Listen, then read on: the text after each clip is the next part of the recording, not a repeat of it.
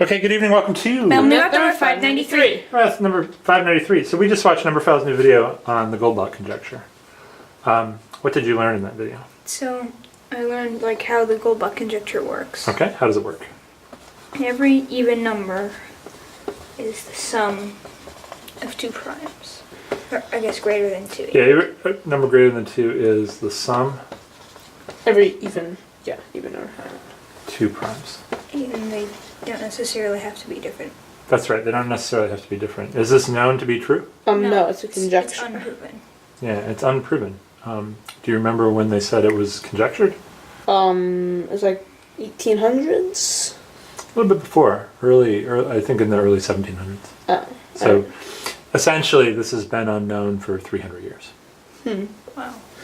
What are some other things you remember from the movie? The visual representation looked pretty neat. Okay, how did that work? You want to draw it real quick? It was like a Goldbach. It was called like the Goldbach comet or something, and it went sort of like this. Oh, okay. So the Goldbach comet, And you yeah. had some dots. And what was this graph showing? It was how many ways you could create how many ways you could do this with with the numbers. Yeah, so maybe 100. Maybe there were 15 ways to do it or something.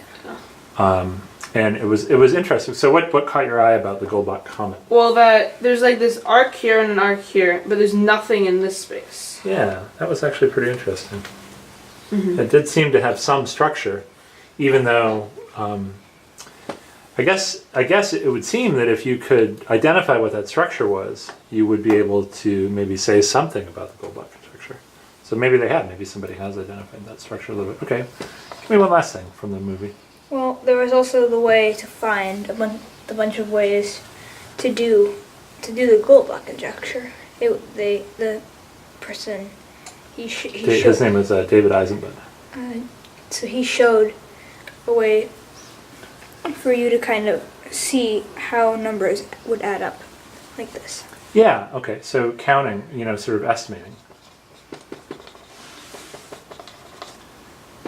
these sums very roughly. Yeah. Do you remember what kind of math he used to do that? I was like logarithms. Logarithms. Have you heard of logarithms before? Yeah. Have you? No, but I was sort of thinking of the way he did those two, the ways he wrote out those primes and connected them together. Oh, okay. Yeah, actually, so both. Yeah. So let's talk about his picture. All right. Okay.